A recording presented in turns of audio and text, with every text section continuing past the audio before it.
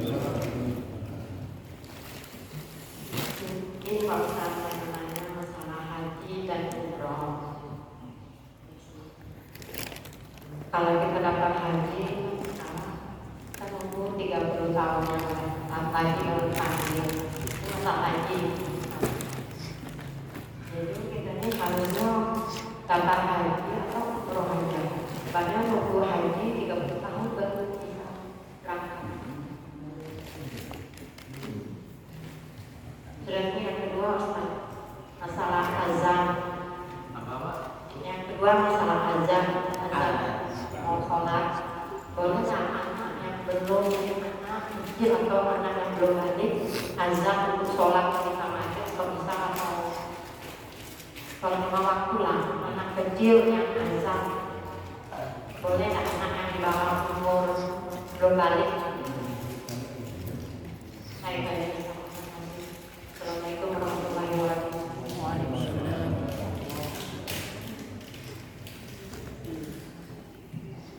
Yang pertama tentang haji dan umroh.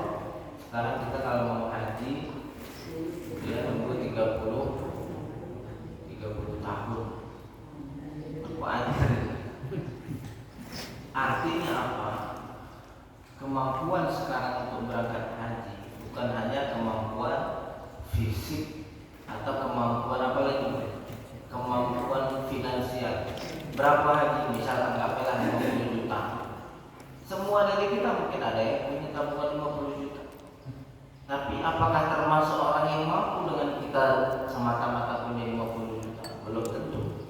Kenapa? Karena sekarang keberangkatan itu diatur juga oleh pemerintah sebagai bentuk antrian.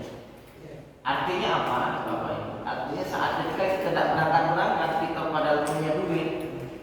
Artinya kita bukan termasuk orang yang mampu.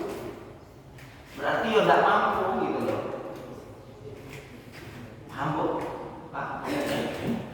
Kita punya uang nih, tapi kita sudah daftarkan, tidak juga berangkat sampai meninggal, kita tidak tercatat sebagai orang yang mampu. Mampu ini dalam semua aspek loh. Bukan asal kita punya duit lalu dianggap mampu, belum tentu. Kita nak berangkat, ini anak ini persiapannya kayak mana nih saat kita tinggal. Loh ini bagian dari kemampuan.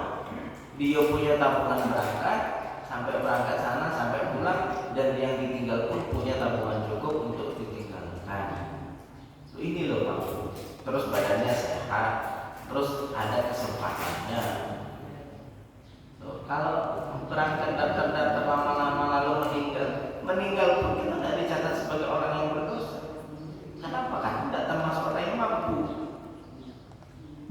Jadi ikatan kewajiban untuk haji itu belum kena. Jadi haji itu man istata'a ilaihi sabila, bagi yang mampu. Mampu ini bukan hanya kita punya duit, punya badan, tapi punya kesempatan. Antrian namanya banyak meninggal, tidak masalah, tidak usah merasa aduh Islam saya tidak sempurna, tidak merasa begitu. Karena sekarang ini kondisi memang harus begitu. Berapa juta orang haji kalau tidak diatur bisa bahaya Pak. Pemerintah Arab Saudi memang harus mengatur karena semua negara pengen berangkat haji. Kalau tidak diatur bagaimana? Bahaya. Orang tidak bisa berjalan di sana. Jadi ketika ditanya apakah harus memaksakan diri untuk haji? Tidak. Kalau memang jadwalnya berangkat, itulah kewajiban kita. Ya. Umrah hukumnya apa? Dalam mazhab Syafi'i umrah itu hukumnya wajib. Umrah itu hukumnya wajib. Jadi kalau seandainya memang ada rezeki ya berangkat umrah. Tapi apakah itu pengganti dari haji?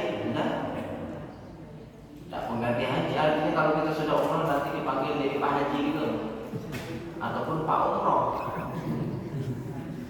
Pak Haji dan Pak Umroh. Kalau untuk mengganti tidak, cuma jangan sampai kita anggap bahwa saat ketika kita sudah umroh kita sudah melepas kewajiban Islam.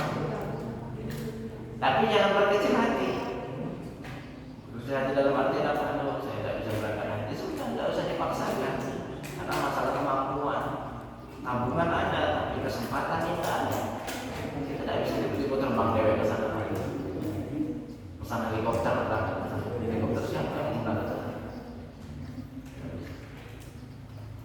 Kalau mau jalan kaki berangkat, aku tidak gitu. Naik motor, naik bike ya. Nah, jadi Bu, kalau ada kesempatan untuk bisa berangkat umroh, ada rezekinya dan tidak memaksa dan tidak berhutang, berangkatlah. Ya, berangkat. Masalah saya belum haji, tidak usah dipikir. Dalam arti tidak usah dipikir. Saya sudah daftar, berangkat kayak mana nih? Kalau saya mati, tidak usah dipikir. Mau tahu? Yang penting Bapak Ibu mengusahakan. Kalau ada rezeki, saya mau daftar sebagai wujud dari ketulusan dan kesungguhan kita mau berangkat haji, mau menunaikan rukun Islam, gitu loh. Masalah nanti berangkat itu tidak ada, sepakat itu urusan Tuhan. Allah itu nanti menghitung kita enggak dari seberapa banyak dan seberapa apa yang kita lakukan, tapi seberapa tulus kita dalam ingin melakukan. Ingat itu. Banyak sekali hal ibadah. Imam Syibli itu ulama besar. Beliau haji, beliau umroh, beliau mengarang kitab, beliau macam-macam. Tapi ketika beliau wafat, yang ketika ada seorang yang mimpi ketemu dengan Imam Syibli, apa yang Allah perbuat terhadapmu? Dalam kata Imam Syibli, Allah mengampuni. Dengan apa? Ibadah apa? Apakah dengan haji? Tidak. Dengan sholat? Tidak. Dengan apa? Allah menghadapkan diriku dan Allah mengampuni diriku, dan saya bertanya, Rabbi, kenapa Engkau mengampuniku? Apakah dengan ibadah? Tidak. Dengan haji? Tidak. Dengan kesungguhanku dalam ibadah? Tidak. Kalau dengan apa ya Allah? Kalau Allah kasih tahu, karena kau suatu ketika di kota Baghdad, di waktu subuh ada kucing yang kedinginan hampir mati, berjalan dari sudut dinding ke sudut dinding mencari kehangatan. Kedua kau datang dan mengambilnya dan kau menaruhnya di bawah baju sehingga dia tidak kedinginan. Itulah sebabnya aku ngampuni. Jadi kita dalam ibadah kepada Allah jangan fokus pada ini, kalau udah haji nanti Islamnya tidak sempurna. Nanti kalau udah begini pasti begini. Tidak bisa Pak. Allah itu tidak menghitung kita secara matematika.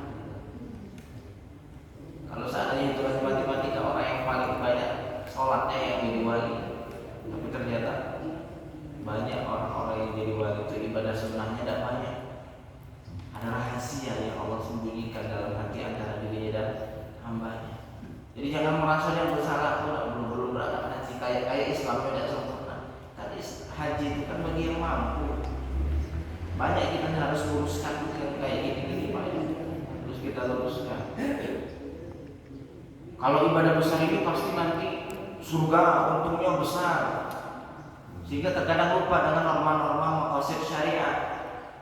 Norma-norma atau maqasid syariat. Ada seorang yang namanya di Syam, ya, ada seorang yang bernama saya lupa.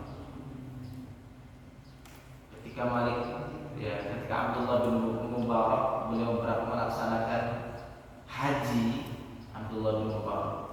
Tiba-tiba saat beliau lagi istirahat di Mina, tiba-tiba terdengar suara, ini semua yang haji ini, ibadahnya semuanya ini yang diterima cuma seperempat. Kalau istilahnya 1 juta orang, yang diterima cuma 250.000 yang diterima. Akhirnya Abdullah bin Mubarak terbangun. Jangan-jangan saya tidak diterima ibadah saya. Capek-capek antrian, capek-capek keluarin duit jauh sampai sana tidak diterima, tertolak.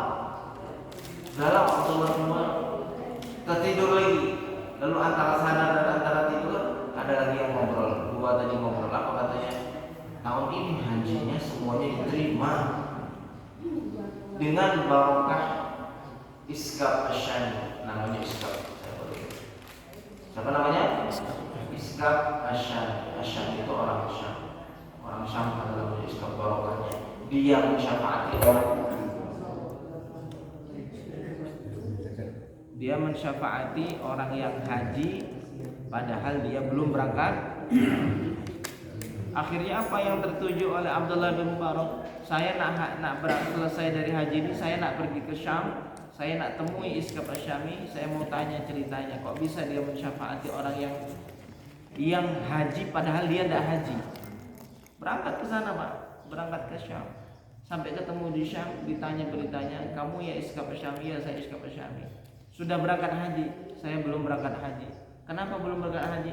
Saya mau cerita dulu, kata Iskab Asyami. Suatu hari saya sudah bertahun-tahun mengumpulkan uang, dikumpulkan duit Pak, untuk berangkat haji. Gaji bulanan dikumpulkan untuk berangkat haji. Suatu ketika tahun saya mau berangkat haji, istriku sedang hamil. Ya, istriku sedang hamil. Enggak. Istriku hamil mengidam. Namanya ngidam zaman dulu sama sekarang sama Pak.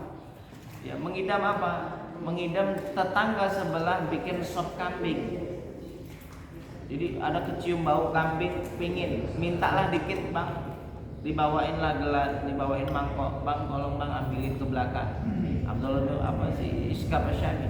Datang ke sebelah, ngetok pintu. Ketika mengetok pintu, dibuka pintunya Pak. Setelah pintunya dibuka, saya mau mohon maaf, minta sop yang kamu masak. Istriku sedang ngidam dan ingin sedikit meminta sop. Kepingin makan sop. Lalu saya kasih, tapi saya mau cerita dulu, kata tetangga sebelah. Saya ini sekeluarga sudah hampir 1 minggu tidak makan. Anak-anakku kelaparan. Sehingga saya berpikir untuk keluar dari rumah, saya mencari makanan untuk sekedar mengganjal perut anak-anak. Sudah seminggu tidak makan, nak mati. Akhirnya saya di jalan saya ketemu ada kambing mati, bangkai kambing. Saya ambil sebagian dagingnya, saya bawa balik ke rumah, saya masak. Ya inilah dagingnya, kalau mau ambillah. Menangis terpukul Iskab Asyami. Saya nabung puluhan tahun nak haji, tetangga sebelah kelaparan, dia nak mati. Menangis dia, diambil semua tabungannya, dikasih ke tetangganya. Tidak haji Pak, tapi tercatat sebagai orang haji dan mensyafaati orang yang haji. Kadang-kadang manusia itu, kita nih ibadah kalau tidak pakai ilmu, mikirnya sebetapa banyak ibadah yang kita lakukan, berapa banyak pesantren yang kita bangun, berapa masjid yang kita wakafkan, lupa tetangga sebelah ini kelaparan. Banyak manusia kayak gitu saya ketemu. Kalau tidak bangun pesantren, tidak ridho duitnya keluar nih. Ada tetangga sebelah tidak mau bantu. Ada orang mau minta pinjaman tidak dikasihnya. Tapi kalau pesantren, kiai datang, duluan. Lupa maqasid syariah. Apa namanya? Lupa maqasid syariah. Nah ini yang harus kita pahami. Ya, harus kita pahami ibadah pakai ilmu. Ada tujuan syariatnya. Ya Pak ya, Ibu ya. Jadi kita ibadah kepada Allah dengan tulus, dengan ilmu dan yakin bahwa Allah itu tidak akan memberatkan hambanya di atas kemampuan hambanya. Itulah niat, sudah daftar kok tidak berangkat, tidak usah merasa Islamnya tidak sempurna. Allah yang menyempurnakan Islam kita, agama kita. Ya Bu ya. Anak kecil boleh tidak azan? Kalau anaknya sudah murahik. Apa itu murahik? Murahik itu umurnya sudah dekat balik. Umur 10 tahun dan dia tahu waktu sholat. Caranya itu, dia harus tahu waktu sholat. Dia sudah ngerti. Ini masuk zuhur, masuk asar, masuk maghrib. Ya, dan dia tahu cara bersuci itu boleh. Bukan hanya adzan, jadi imam pun boleh. Jangankan adzan, orang yang sudah murahik, yang dia tahu cara bersuci dan dia sudah, mohon maaf, mungkin sudah khitan. Kenapa sudah khitan? Karena kalau sudah khitan itu najisnya dilapar, najis di dalam kemaluannya. Ya, jadi dia sudah khitan, dia tahu waktu sholat, dia tahu cara bersuci, boleh jadi imam. Apalagi ada. Maaf Ustaz, ini anak kecil itu umur berapa tahun? Kalau satu SD aja boleh nggak? Dia tanya dulu, kamu sudah tahu belum waktu sholat? Ini malam atau siang? Ini siang padahal malam.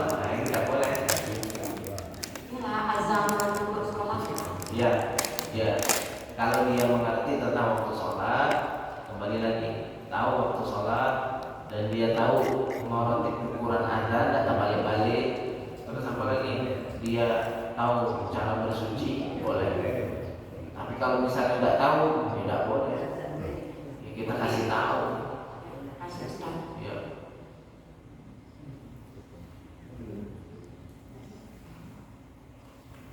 Sudah Bu. Kehormatan orang muslim itu berharga ya Pak ya. Kehormatan muslim itu berharga, harus kita jaga perasaannya, harus kita jaga, kita perhatikan kesulitannya. Orang ada yang bertahun-tahun rela dia nabung duit adolah di rekeningnya, tapi biar orang susah dibiarkan, kulit dipertanggungjawabkan di akhirat. Serius. Dengan alasan apa? Saya nak haji kesempurnaan agama itu. Dia melihat hal-hal besar, dia lupa hal kecil yang bisa menjadi penyelamat dirinya. Ya. Dan masih ada Bu. Ibu ada. Ada sebelah kiri saya, sebelah kanan saya Pak. Pak Haji, Pak Yasmin.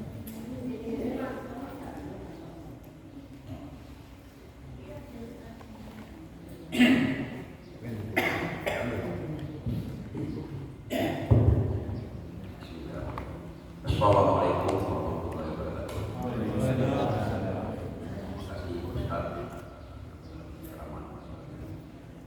Ada beberapa hal barangkali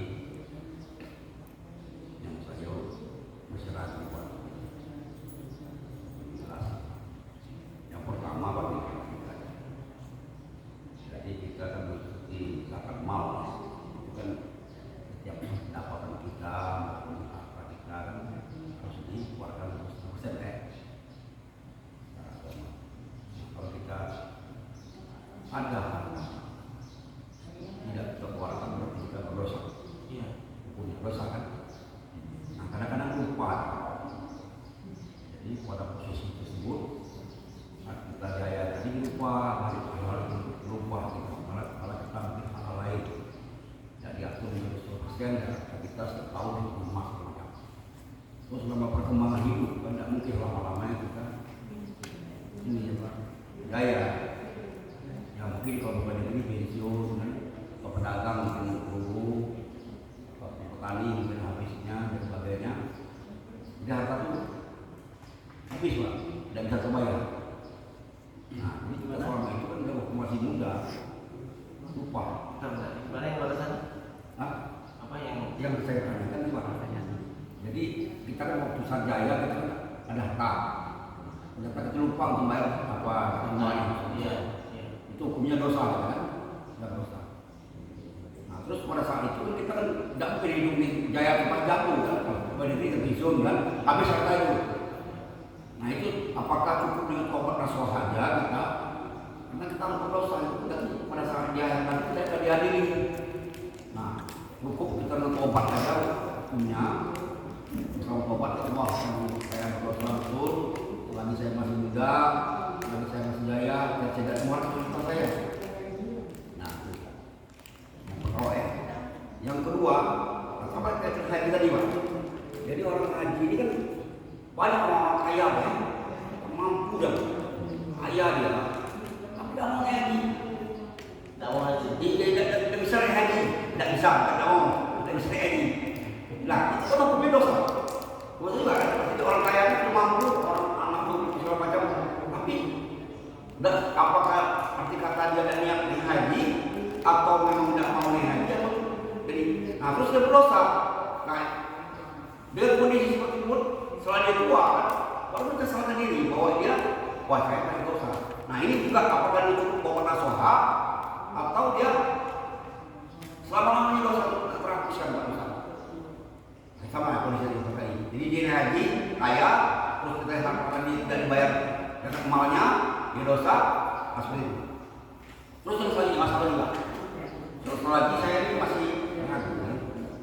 Misalnya katakan ipar kita sudah meninggal Pak.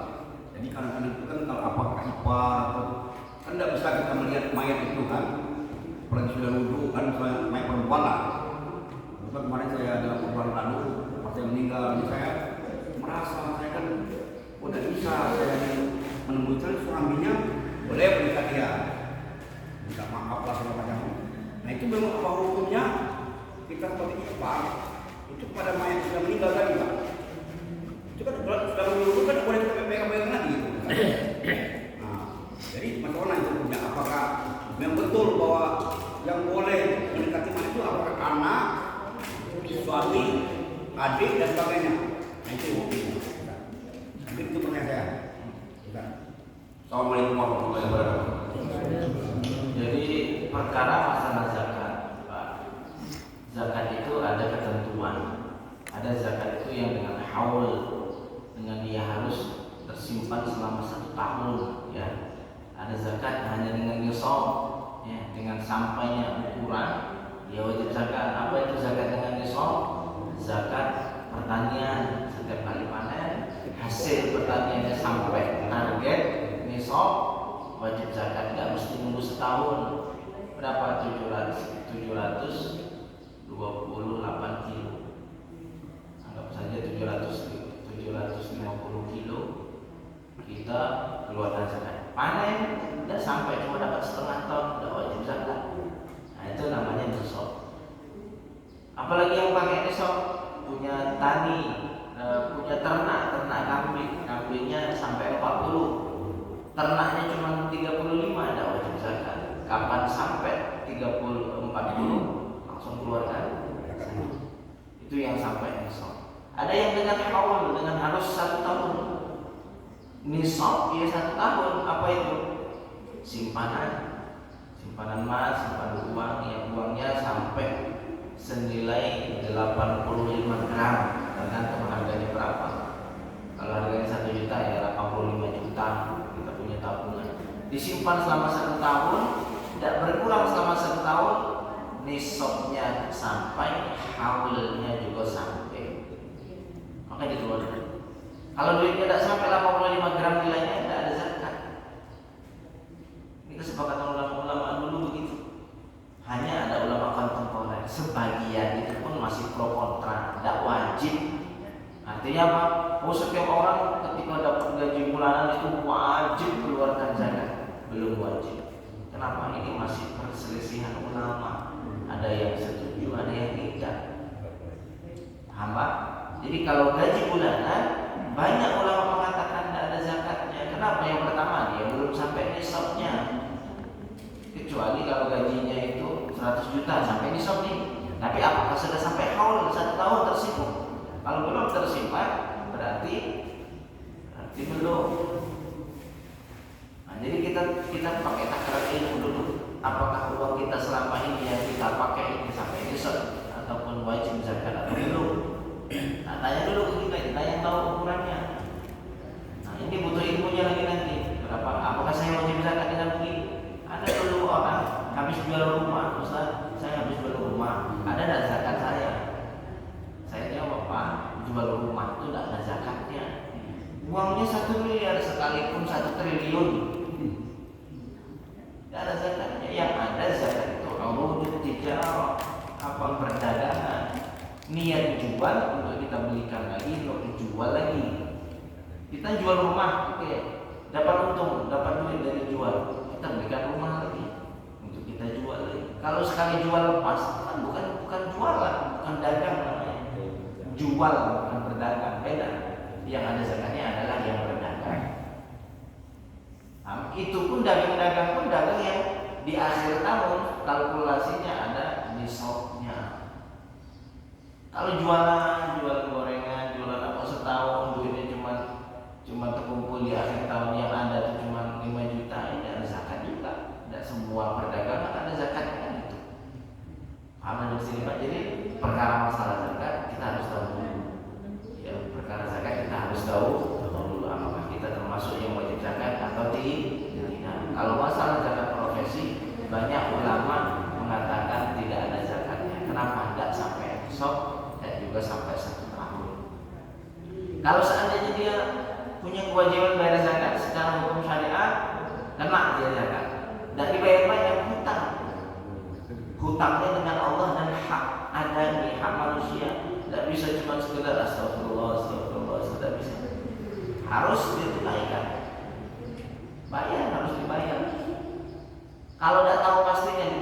kira-kira belah untuk supaya Allah nak nengok nih hatimu betul-betul lah bayar atau tidak ditaksir. Sama kayak orang ini, orang punya utang sholat harus dia wajib qadha. Nanti saat pembayaran utang sholat belum genap, harusnya ini utangnya dulu 10 tahun, dia baru jalan 3 tahun untuk membayar. Allah tuh tahu ini hati hamba ini akan, kalau dikasih waktu 10 tahun dia pasti akan lunasi sholatnya, diampuni sama Tuhan. Yang gak diampuni yang hatinya tidak punya niat untuk membayar di hadapan Allah. Itu yang jadi masalah. Makanya tadi interaksi kita dengan Tuhan itu tidak dengan matematika. Saya kalau begini pasti dapat begini. Saya kalau begini pasti begini. Tidak bisa Pak sama Tuhan. Allah itu dengan hitungan kasih sayang. Mana yang hatinya makin kuat, makin ikhlas, itu yang dipandang sama Allah. Bahkan orang itu punya dosa segunung, ketika dia mau mati dia taubat dengan sungguh-sungguhnya taubat, tidak melakukan kebaikan, dia cuma taubat, itulah kebaikan. Dia ampuni sama Tuhan. Kalau itu matematika masuk dalam dosanya lah banyaknya membunuh, ini cuma taubat terakhir ya. Kira-kira secara matematika masuk kan? Tidak masuk. Kalau matematikanya tidak masuk. Tapi Allah itu interaksi dengan kita tidak begitu. Pak ya, amin. Iya, Allah lihat itu bagaimana hati. Oh kita kira-kiranya zakat saya harus saya keluarkan 10 juta. Kira-kira nih, kayaknya saya hitung gini dengan bersama 10 juta yang harus saya keluarkan. Nah, dikeluarkan 10 juta. Padahal malaikat ngitung 15 juta. Kurang berapa? Kurang 5 juta. Tapi apakah nanti di akhirat kamu kurang 5 juta zakatnya? Tidak.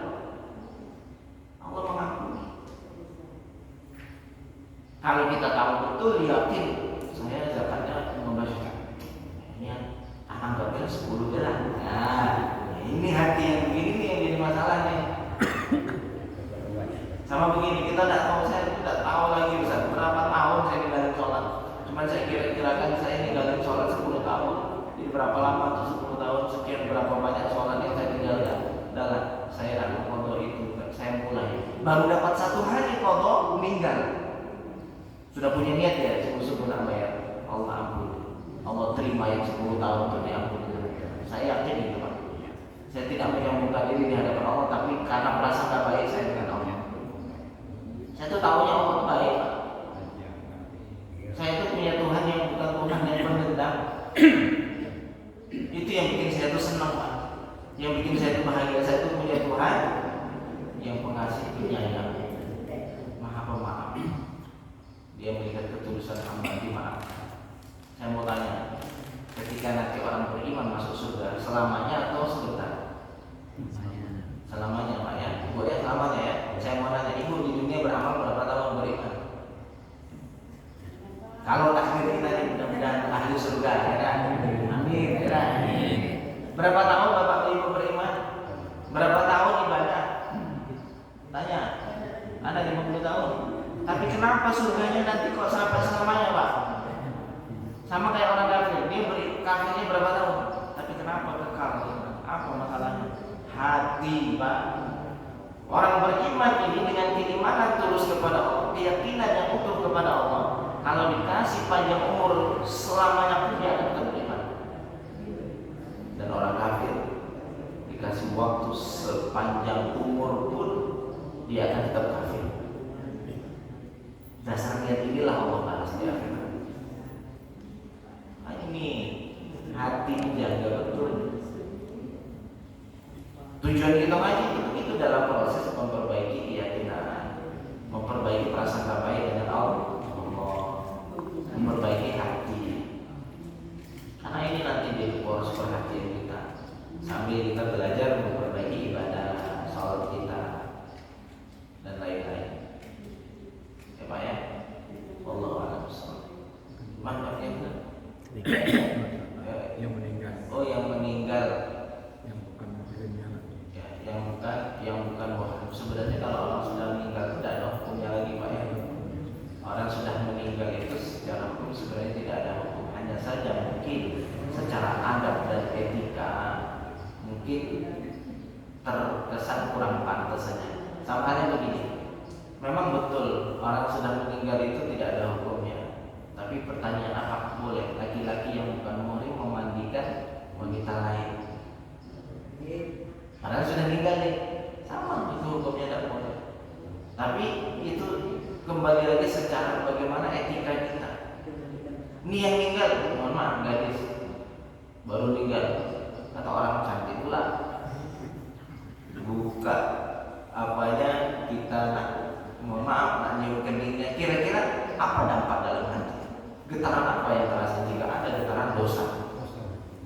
Kalau ada getaran misalnya nih, saya ini sebenarnya senang sama kamu nih, cuman karena takdir beda sampai.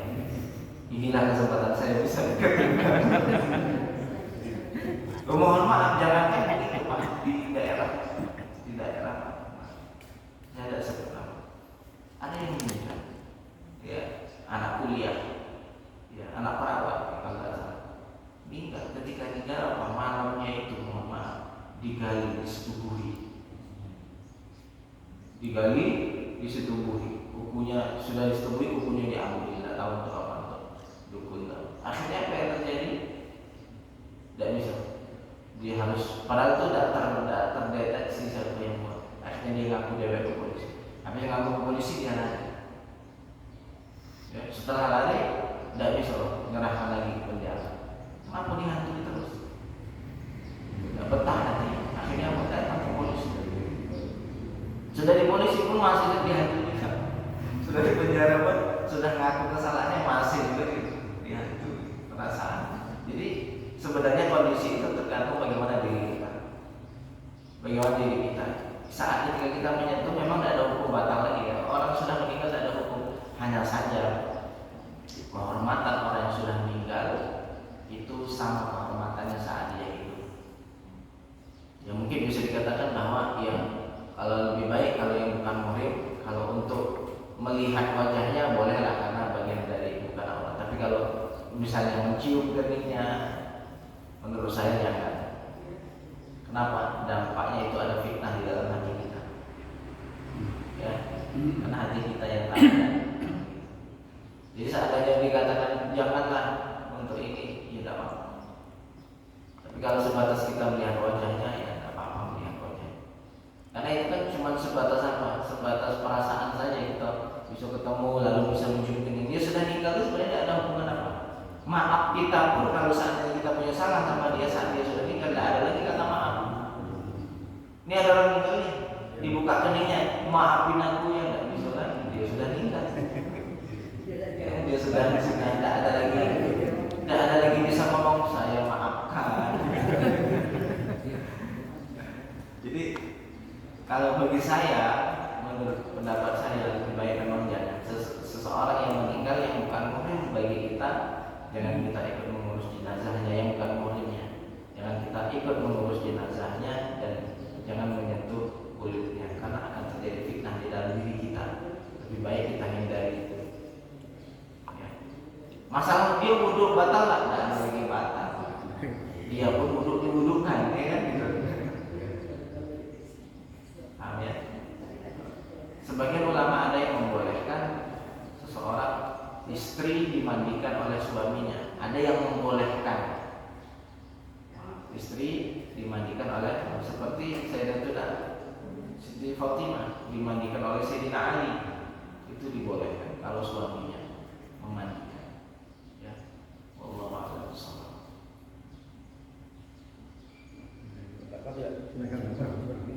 Menanggapi masalah haji ya. Oh iya masalah haji. Ya. Pertanyaan tinggal dempet-dempet.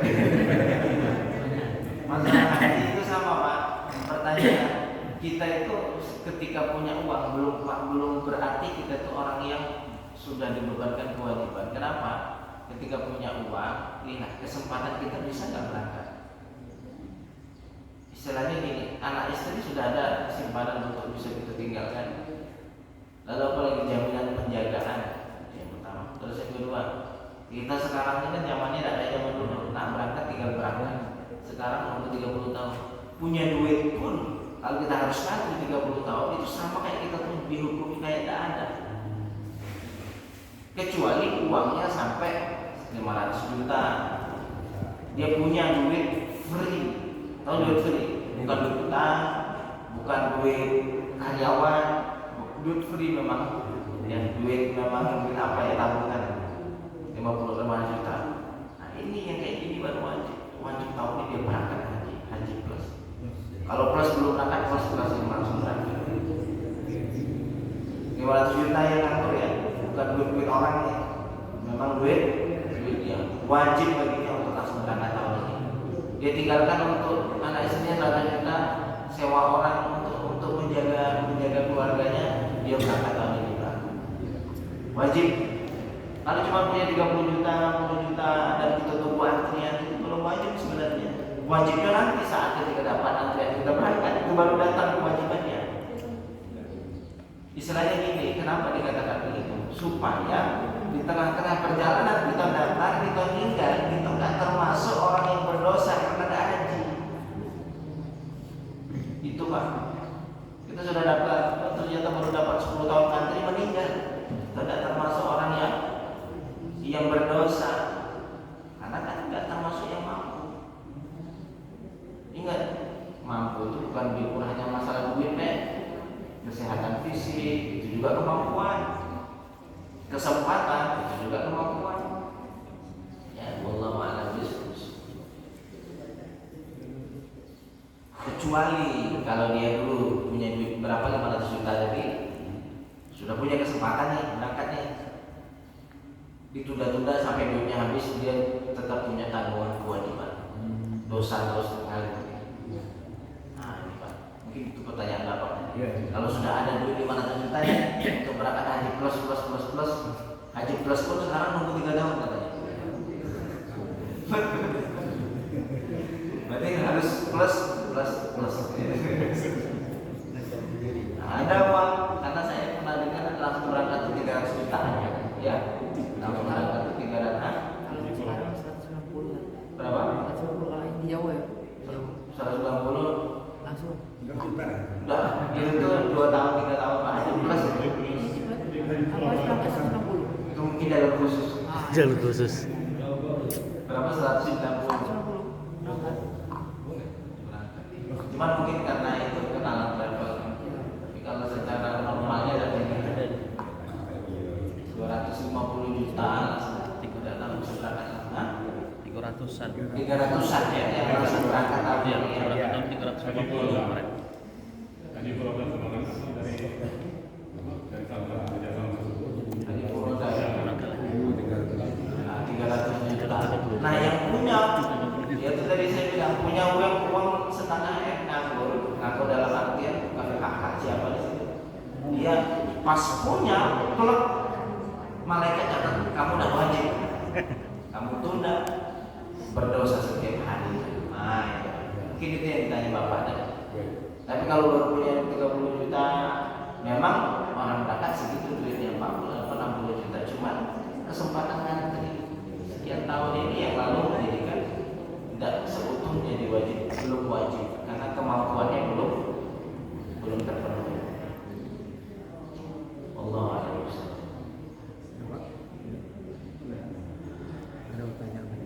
Assalamualaikum warahmatullahi wabarakatuh. Waalaikumsalam warahmatullahi wabarakatuh. Izinkan kembali ke topik yang malam ini, subuh ini. Saya ingin menanyakan Pak, pada saat perintah sholat itu diturunkan oleh Nabi Muhammad SAW, kita hidup di Mekah atau di negara Arab itu, ibadah apa yang wajib dilakukan pada waktu itu? Demikian. Jadi sebelum adanya perintah sholat, apa yang dilakukan oleh umat muslim ya untuk melaksanakan ibadah itu? Jadi ibadah ketika belum turunnya ibadah sholat 5 waktu, mereka ibadahnya apa? Ibadah mereka sholat, tapi tidak secara berjamaah. Karena jamaah itu pertama kali disyariatkan saat ketika di Madinah. Di Mekah pun sholatnya sembunyi-sembunyi karena dia sembunyi dari orang-orang jahiliyah. Lalu mereka sholat itu di waktu pagi dan di waktu petang. Sama kayak puasa Ramadan. Sebelum ada perintah puasa Ramadan, apakah orang muslim puasa 1 tahun sekali, puasa Asyura 10 Jadi ibadah paling besar yang mereka lakukan ketika belum ada perintah sholat adalah ibadah mengenal Tuhan. Ayo Pak, orang selama ini hijrah yang dikejar sholat tok, padahal dia lupa bahwa ada satu ibadah besar yaitu ibadah ma'rifatullah, belajar mengenal Tuhannya. Ayo, mulai kapan kita tergetak hati kita ingin mengenal Tuhan? Apa sebatas saya sholat, artinya saya sudah selesai jadi muslim, selesai tugas saya sebagai muslim? Apa masih punya rasa tanggung jawab yang harus kita tunaikan? 13 tahun sahabat dididik untuk mengenal Tuhan. Coba bayangin, berapa ayat dalam Al-Quran? 6.226 ayat dalam Al-Quran. Yang bercerita tentang hukum syariat itu cuma 200 ayat. Dari 6.200 itu Pak, yang cerita tentang hukum syariat cuma berapa? 200 ayat. Ini yang dikaji orang ulama fikih membuat hukum tentang haji, tentang zakat, tentang warisan, tentang sholat, tentang macam-macam. Berapa ayat? 200. Sisanya 6.000. Ini cerita tentang ma'rifatullah, tentang ayat kauniyah, tentang cerita-cerita tentang nabi terdahulu untuk memberikan ibrah pelajaran buat kita dalam pengenalan kepada Allah. Tapi kenapa orang fokus pada 200 ayat melupakan 6.000 ayat yang diturunkan? Jadi kalau Bapak tanya, apa ibadah selain sholat dulu yang paling utama? Ma'rifatullah. Dan itu yang banyak dilupakan orang. Kita baru nak ngaji tauhid, jangan ngaji tauhid dalam kilo nanti. Mana orang nak belajar begitu Pak? Jangan ngaji tasawuf kamu nanti tidak sholat. Nanti tidak sholat. Ya orang tersesat yang paham Pak kira-kira. Jadi kalau ditanya apa ibadah, sebelum ibadah sholat mereka dididik untuk mengenal Tuhan, mengokohkan iman. Karena orang bagaimana mau sholat kalau tidak percaya dengan siapa yang memerintahkan? Saya yakin Bapak Ibu yang mau hadir di pengajian itu kan setelah ada kepercayaan dengan siapa? Dengan Ustadz yang nyampaikan. Kalau memandang sebelah mata, Ustadz ceramah sini, pasti tidak akan mau datang Pak. Pasti tidak akan mau nurut.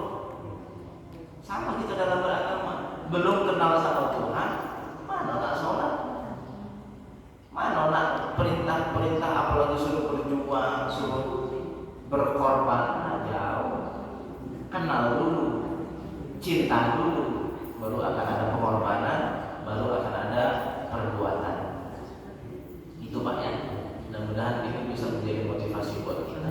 Jadi ada satu ibadah namanya ma'rifatullah. Berarti Pak Bapak, asal tadi itu masalah ma'rifatullah sesuai dengan sering yang kita dengar awaludin ma'rifatullah. Betul. Bagaimana kita bersyahadat kalau kita mengenal Allah? Kita bersyahadat kepada kata Tuhan Allah, karena kita belum mengenal Allah. Bagaimana? Bagaimana syahadat secara hukum? Orang saat mengucapkan asyhadu an la ilaha illallah wa anna muhammadan rasulullah itu sudah kita anggap sebagai orang muslim. Itu hukum pakemnya. Ada orang syahadat, dia mengucapkan syahadat itu sudah kita anggap sebagai muslim. Tidak bisa dikatakan kamu belum belajar tauhid, kamu bukan muslim, tidak bisa. Hukum pakemnya begitu. Sehingga suatu ketika ada seorang sahabat ketika perang, lalu tiba-tiba pas perang ini musuhnya terjatuh tersungkur, tinggal ditikam.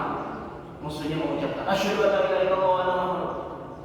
Apa kata sahabat ini? Kau ini ngomong ini cuma nak melarikan diri supaya aku tidak nujani, aku tujar. Dibunuh Pak. Nabi dengar kabar ini, Nabi marah. Kenapa engkau tujar orang sudah mengucapkan syahadat? Ya Rasulnya mengucapkan syahadat cuma nak lari, dia tidak yakin dengan syahadatnya. Lalu kata Nabi SAW, kamu buka hatinya sehingga kamu mengucap begitu. Kamu buka ya hatinya sehingga kamu tahu.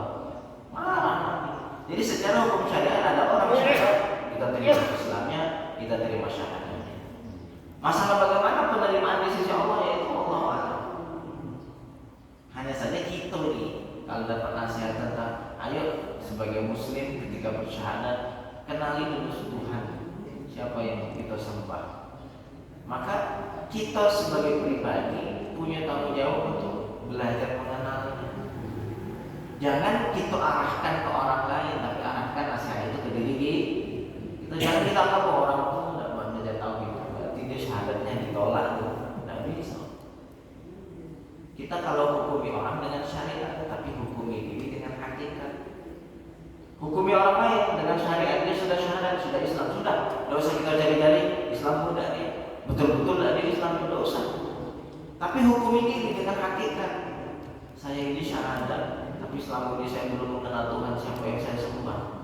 Bagaimana saya harus belajar dia itu mengkaji diri dengan kajian hakikat, menilai diri dengan nilai hakikat, tapi menilai orang lain dengan penilaian syariat. Dia sudah syahadat, sudah diterima. Nah gitu Pak ya. Paham Pak kira-kira Pak?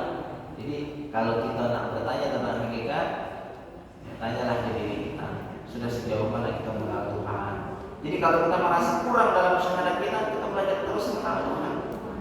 Kita belajar terus ingin mengkaji. Semangat belajar, semangat hadir di majelis. Kita ini terkadang cenderung saat dengar nasihat yang kita dengar itu kita ingatkan ke orang lain. Oh, tengok dulu, bener tak tahu? Dia lupa. Berikan nasihat ke diri sendiri. Jadi pas dengar nasihat itu yang kebayang orang lain. Oh jangan. Pas dengar nasihatnya ke diri kita. Nah, belajar untuk begitu Pak ya.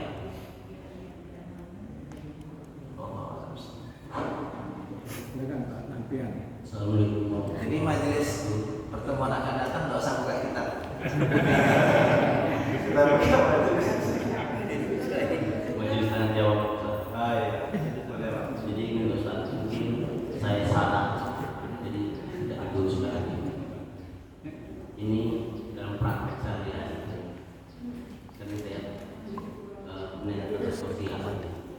Nah, ibadah sosial itu tidak kalah penting dari ibadah apa? Ibadah sosial itu tidak kalah penting dari ibadah pada. Ya. Jadi dalam prakteknya, contoh di setiap masjid itu sering ada kotak amal. Itu ada untuk masjid, ada untuk yatim. Di dalam Al-Quran disebutkan bahwa kita disuruh abakan lagi untuk bikin masjid lagi yatim oleh ibu Allah Subhanahu. Di situ dalam prakteknya impak masjid itu lebih banyak berisi impak waktu dibanding anak yatim. Bahkan 10%-nya dari impak masjid. Kalau saya pribadi, saya tidak begitu. Ini tidak usul. Jadi kalau saya pribadi, saya samakan impak. Kalau banyak 1.000, ini 1.000, gitu kan. Jadi sebaiknya itu sebetulnya impak yang mana yang lebih afdol, apakah masjidnya 100.000, 50.000, atau ini 2.000, ini 1.000, bisa bahasa. Assalamualaikum warahmatullahi wabarakatuh. Paling afdal yang pertama ibadah apa yang kita tulis untuk kita berikan. Yang pertama, mana yang paling tulus untuk kita berikan, itu yang kita berikan. Terus ibadah sosial. Tadi Bapak mengatakan bahwa ibadah sosial tidak kalah penting dengan ibadah wajib. Sebenarnya bukan begitu maksudnya. Jadi ibadah ada namanya ibadah mahdhah. Salat 5 waktu, puasa Ramadan ini tidak boleh tergantikan dengan ibadah lain. Tidak boleh. Nah aku bantu orang kena, aku tidak usah sholat dan bisa. Jadi saya ingin meluruskan, tidak bisa kita katakan bahwa ibadah sosial itu tidak kalah penting dengan ibadah wajib. Bukan artinya kita bisa membandingkan, tidak bisa. Karena ibadah wajib itu suatu ibadah yang memang setiap muslim harus lakukan. Sholat 5 waktu tidak boleh tinggal, puasa Ramadan tidak boleh tinggal. Ibadah sosial itu sebagai bentuk hubungan baik kita dengan umat muslim. Ya, hubungan baik kita dengan umat muslim. Lalu perkara masalah apakah kita wajib membantu anak yatim,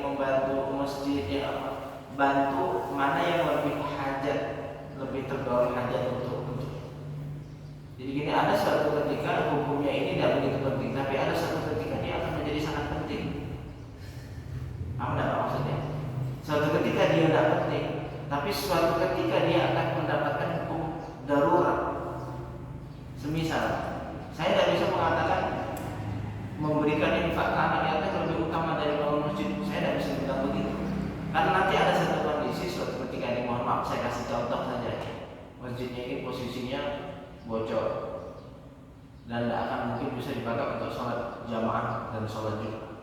Maka kondisi seperti ini darurat. Maka apa yang harus kita utamakan? Membangun, bagaimana memperbaiki masjid. Jadi hukumnya itu hukum fleksibel. Kita lihat kondisi mana yang lebih darurat. Anak yatim nih, darurat nih, dia nak mati nih karena nak berobat, tidak ada yang bisa mengobati. Itu utama ini. Kalau bisa infak masjid itu kita kasih, bukan wakaf. Infak itu kan artinya untuk kemaslahatan. Dan kalau wakaf pun duit, ingat ulama tidak mensetujui ada wakaf duit. Kalau nak wakaf barang, sesuatu benda yang sifatnya tidak habis. Kalau duit itu infak, infak itu dipakai untuk kemaslahatan. Ingat, nih masjid, ya pengurusnya siapa? Yang jadi marbotnya, yang bersih-bersihkan, yang selama waktu standby di sini. Ini butuh digaji, dia butuh makan. Nah, ini bagian dari sesuatu hal yang darurat juga adalah adanya masjid. Saya tuh ketemu masjid-masjid, mohon maaf banyak di kampung-kampung yang tidak begitu, yang perhitungan. Dia lebih fokus membangun fisik ketimbang membangun SDM. Itu malah masjidnya itu malah berantakan. Saya ketemu. Berantakan apa? Imamnya tidak beres, jamaahnya itu tidak bersatu. Ketemunya begitu Pak. Terus pengajian tidak ada, karena perhitungan untuk ngasih infak untuk yang apa pun tidak dipikirin. Dia itu membayangkan bahwa yang dibayangkan itu adalah fisiknya yang harus dibangun. Nah itu tidak boleh. Jadi menurut saya lebih kepada kemaslahatan. Jadi agama diturunkan untuk mengatur kemaslahatan. Kemaslahatan apa? Umat. Apa yang bisa tertuju kepada satu kemaslahatan itu kan. Ya, infak masjid dipakai untuk apa? Macam-macam nanti. Untuk listrik. Coba kalau misalnya ada orang yang infak masjid dengan mengatakan itu keyakinan lah, tidak usah infak ke masjid. Nanti kosong kotak infak, yang bayar listrik siapa? Mati. Yang ngurusnya tidak ada, marbotnya pergi, nggak mau tidak digaji. Ini saya juga butuh makan, saya butuh bensin, katanya kan, kata marbotnya pergi, akhirnya masjidnya kosong. Dan pengajian tidak ada. Nah, susah juga kan begitu. Jadi menurut kami, mana sisi yang lebih membutuhkan untuk kemaslahatan umat yang lebih besar? Ini butuh. Perhatikan mana yang sangat lebih membutuhkan. Sama kan, kalau ada hal yang darurat, pasti ada yang lebih darurat. Ini sama-sama butuh, pasti ada yang lebih membutuhkan. Makanya ketika ada anaknya dengan kondisi darurat dia butuh pengobatan, boleh pakai infak masjid. Karena infak masjid itu bukan untuk masjid saja, untuk kemaslahatan umat. Bisa kita pakai untuk orang yang lagi memang kelaparan, hari ini tidak makannya, kita kasih belikan beras ini. Boleh Pak. Karena zaman dulu Nabi SAW itu masjid itu dipakai untuk semuanya, untuk ngatur perang pun di masjid, strategi perang dalam masjid Pak. Nah ini untuk kemaslahatan daulah negara Islam saat itu. Ya, jadi kita harus paham tentang kemaslahatan umum, harus paham tentang kemaslahatan umum. Tujuan dari adanya infak itu apa? Ya, Allah. Jadi saya tidak mengatakan ini lebih utama. Kondisi yang nanti akan mengatakan ini lebih utama. Masalah orang nanti dia mau ngasih ini yaitu gimana ya namanya orang lah. Hatinya orang, seretnya orang itu susah ya. Tidak bisa istilahnya. Berarti kamu nggak kok banyak infak ke sini, tidak infak ke sini, itu susah nak ngomong begitu. Hatinya orang. Ya. Allah a'lam bishawab. Kita cukupkan sampai di sini Pak ya. Allah a'lam bishawab.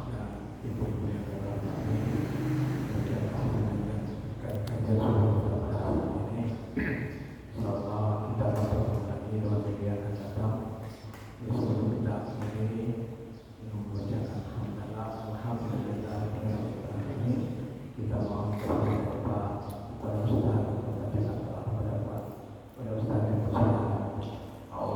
الشيطان الرجيم بسم الله الرحمن الرحيم الحمد لله رب العالمين اللهم صل على سيدنا محمد وعلى آل سيدنا محمد اللهم افتح علينا حكمتك وانشر علينا من خزائن